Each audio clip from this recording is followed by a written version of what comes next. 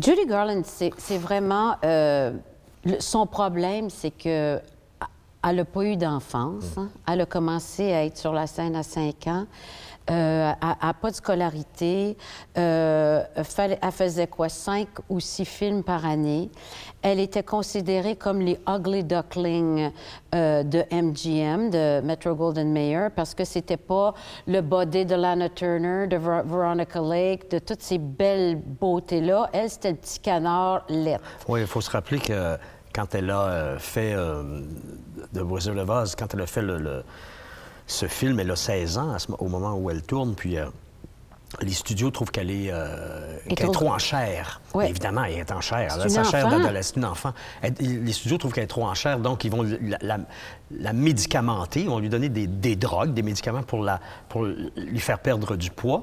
C'est horrible, déjà, c'est horrible. Et ils la font tellement travailler, elle travaille 14 heures par jour, donc ils la mettent sur des speeds pour la faire travailler. Puis quand elle rentre chez elle, bien là, sa mère la met sur les calmants pour qu'elle puisse dormir. Exactement. Puis elle réveille avec... donc ça elle a commencé à 16 ans comme ça. Bon, évidemment, l'alcool est arrivé par la suite, alors on peut facilement imaginer les dommages que ça fait chez un être humain.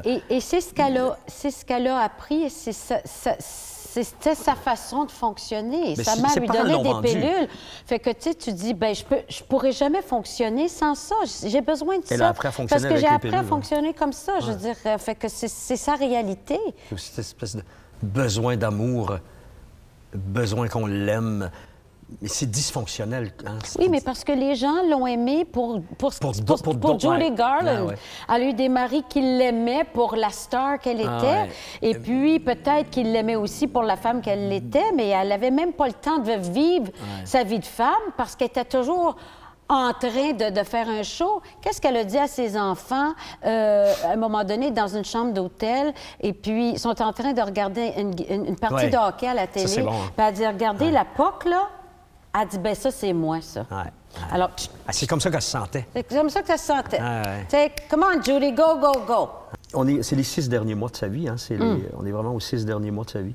Mais ce qui était intéressant dans le texte, c'est que il n'y a pas une première partie, c'est la pièce de théâtre, puis la deuxième partie, on la voit en concert. C'est que tout fait partie. C'est bien tricoté. Il y a des chansons, pour moi, qui étaient complètement inconnues. Moi, évidemment, mon but, c'était pas de faire connaître le répertoire de Judy Garland. C'est pas ça mon but, là. Mon but, c'était plutôt de montrer aux gens, je veux que les gens dans la salle fassent « Ah oui, moi, cette chanson-là, oui, je me souviens, ma mère la chantait » ou « Je me souviens, oui, je la chantais moi-même » ou « Je l'ai entendue » ou... Donc, j'ai joué dans les chansons, c'est-à-dire j'ai fait mon propre choix musical. C'est de la variété, non seulement au niveau du texte, mais ça apporte un show assez complet. On est dans un show de... Oui, on est dans un beau show de variété, ça, c'est sûr. Oui. Ça, c'est certain. Oui, puis le public va adorer ça. On espère. Ben oui, c'est sûr. J'ai tout de suite pensé à te l'offrir, Judy Garland. À toi, parce que, bien d'abord, ça me prenait... Bien, tu sais, je te dis toujours, moi, ça me prenait une machine, tu sais. Quelqu'un qui travaille, qui est travaillant, parce qu'on peut pas y arriver, on peut pas y arriver sinon, là. Mais, tu sais, moi, je le sais que tu es une machine. Je t'ai vu... Je l'ai fait rouler, cette machine-là, tu sais, à un moment donné, là. J'ai fait... Vroom, vroom, vroom. J'ai mis du gaz. Oui, je l'ai fait rouler. Je savais que ça... Donc, c'est sûr que ça s'imposait pour moi. D'abord, t'as une voix, t'as la voix pour le faire aussi. C'est pas tout le monde hein, qui a à la fois la voix, Ça me prenait une maudite bonne actrice puis une bonne chanteuse, tu sais. Moi, je me souviens la première fois que j'ai lu ce texte-là, je l'ai garoché à bout de bras, puis je t'ai appelé pour dire que ça m'avait profondément touchée. Ouais. Et c'est déjà bon signe.